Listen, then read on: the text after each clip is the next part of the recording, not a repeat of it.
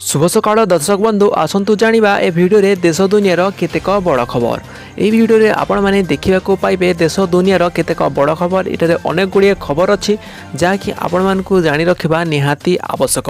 ए video रे आपण माने पाइबे मैट्रिक परीक्षा को नै आसीछि किछि नुआ बड़ खबर। एठारे सरकार किछि नुआ घोषणा करिसंती कोरोना भाइरस को नै कि अम्फान बात्या को नै कि अनेक गुड़िए खबर अछि जाकि आपण मानकु एठारे जानि रखिबा निहाती आवश्यक। तो भिडियोटी शेष पर्यंत देखंतु। जदि ए पर्यंत आपण आम चैनल को सब्सक्राइब करना ताले सब्सक्राइब करके बेल आइकन को प्रेस कर दिंतु।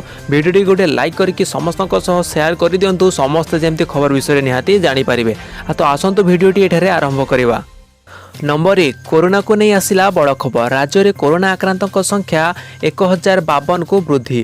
बौद्धरे सर्वाधिक 28 संक्रमित ठाब करागला। मालकानगिरी को मध्य डेला कोरोना। नुआ आक्रांतक को मिसाई वर्तमान राज्य में मोट कोरोना आक्रांत संख्या 1052 को वृद्धि पाई।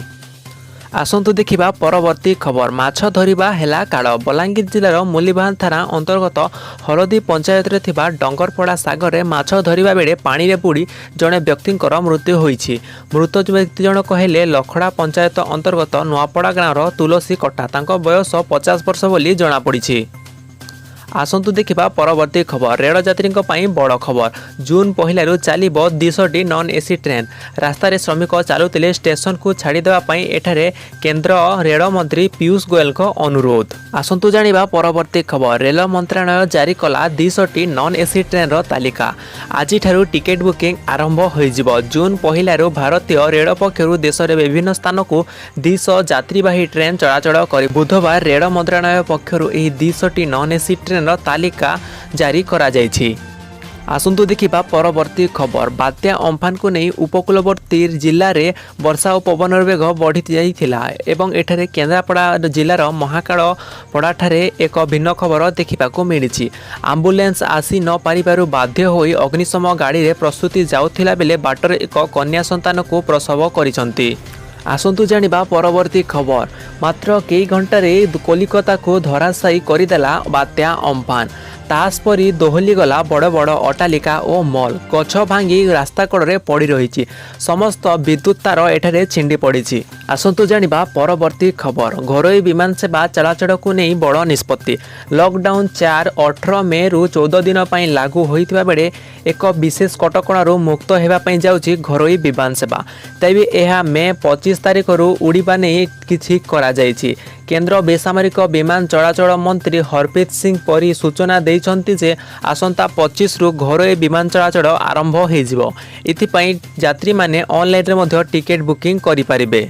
आसंतु देखिबा परवर्ती खबर। बेंगलुरु रे अचानक सुबिला प्रचंड शब्द। आतंकित हेले स्थानीय बासिंदा। सारा देश में लॉकडाउन हेतु सुनसान परिवेश रही बेले बेंगलुरु रे एक प्रचंड शब्द शुणा मिली। खूब जोर रे शुभिबा एही शब्द बेंगलुरुवासी को आतंकित करिछि। तेबे एही प्रचंड शब्दटी केउठारु आसिला किए मध्य ए पर्यंत जानि पारुनाहांती।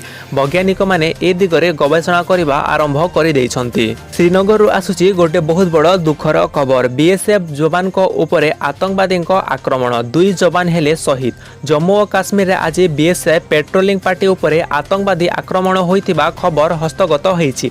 एही घटना रे 2 जण बीएसएफ जवान शहीद होइछन्ति। ए पर्यंत बीएसएफ जवानक नाम आसी पारि नाही।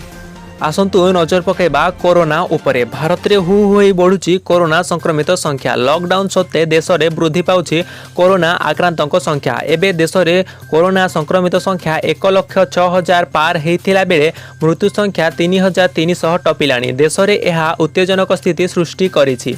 आसंतु जानिबा परवर्ती खबर। केंद्र सरकार सीबीएसई आईसीएसई 10th और द्वादश बोर्ड परीक्षा को लॉकडाउन कटकणारू मुक्त रखिबा निष्पत्ति नेइछन्ति।